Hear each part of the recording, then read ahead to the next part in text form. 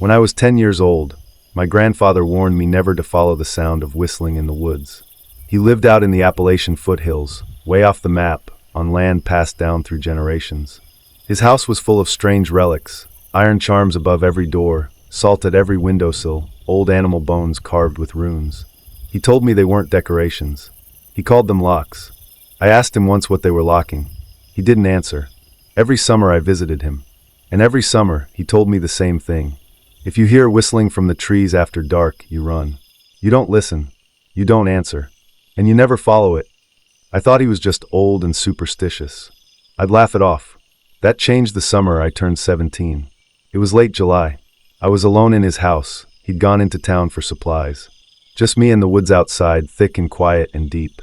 I was messing around in the attic when I found a trunk I'd never seen before. It was locked, but the latch was rusted to hell. I pried it open. Inside was a journal. My great-great-grandfather's, dated 1883. The pages were warped, yellowed, but still legible. It was filled with ramblings, drawings of symbols, strange maps of the surrounding woods, and page after page labeled only. The Whistler. One entry stood out. The handwriting was frantic. The tomb is real. We sealed it with iron, but it calls. It always calls. The sound is not meant for human ears. God help any soul that answers the song. That night I heard it, just after midnight, faint but clear, whistling, coming from the tree behind the house. 3 notes. Slow. Repeating. It didn't sound human, but not animal either. It was wrong. Like something mimicking music, but not understanding how it worked. I remembered the warning. I stayed in bed, covered my ears. But the next night it came again, closer. And on the 3rd night, I couldn't help myself. I went outside. The moon was high. The woods were silver with its light. I followed the whistling, through brush, over a stream, deeper than I'd ever gone. And then silence. I stepped into a clearing and saw it. A mound of stone, half sunken into the earth, covered in roots and moss. At its center, a sealed iron door, bolted with thick chains and old padlocks. All rusted but intact. Etched into the stone above it was a symbol I'd seen in the journal.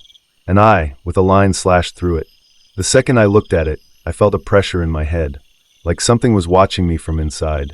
I turned to run, and heard it, loud, behind the door, a long, low whistle.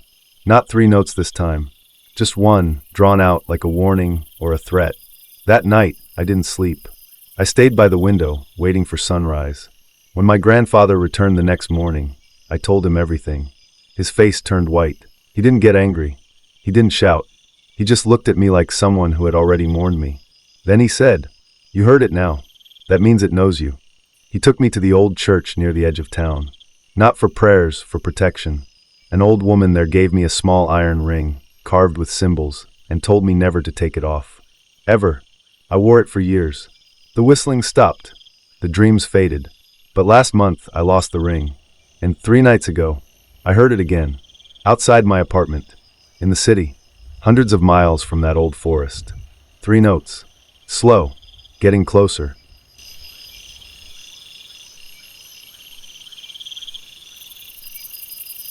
When I was 9, my older brother, Aaron, disappeared in the woods behind our house. We lived in a rural town in Maine. Nothing but trees, 2 gas stations, and a school with more rumors than textbooks. Aaron was 13. He used to scare me with stories about witches and monsters that lived in the forest. But there was one story he told me over and over again, always with a smirk. There's a clearing back there, real deep. If you find it and wait long enough, someone will sit across from you. Not a person. Not really. But they'll look like one. And if you ask them anything, they'll tell you the truth. The catch, he said, was simple. You can only ask one question. And once you do, you're never the same. I thought he made it up to freak me out. But then one September afternoon, he went into the woods. Told my mom he was just going to explore. He never came back. Search teams combed the woods for weeks. Nothing. Not even a piece of clothing. No footprints. Like he evaporated. They called it a tragic disappearance.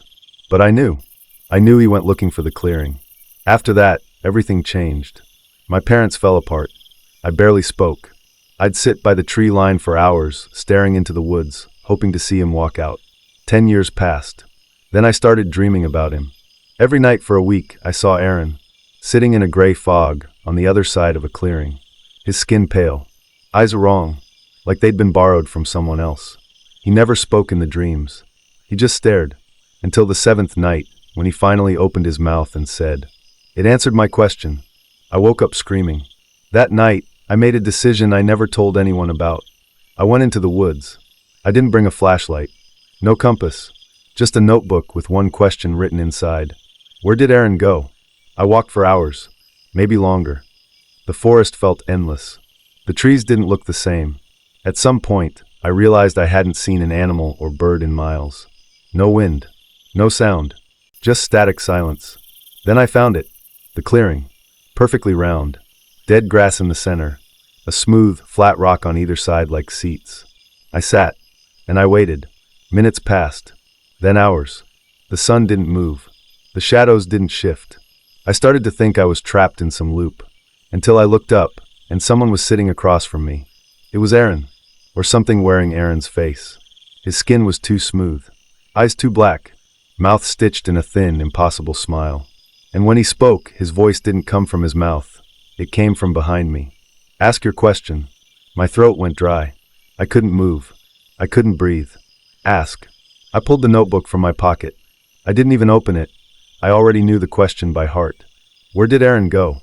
He smiled wider and said, "He took your place." I didn't understand at first. Then he stood, and I couldn't. My legs wouldn't move. My body was stuck, like the air around me had solidified. My heart pounded so hard I thought it would break my ribs. The thing that looked like Aaron stepped toward me, still smiling. One question, one answer, one trade. Then everything went black. When I woke up, I was standing at the edge of the woods, drenched in sweat, scraped up, bleeding from my hands and face. My house was just beyond the trees, and sitting on the porch was Aaron, older, like he'd aged 10 years, laughing with my mom, wearing my clothes, drinking from my mug.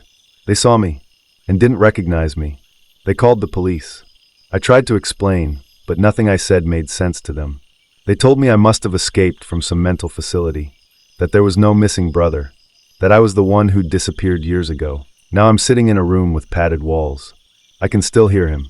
Every night, he whistles outside the window, and he always says the same thing. One question, one trade.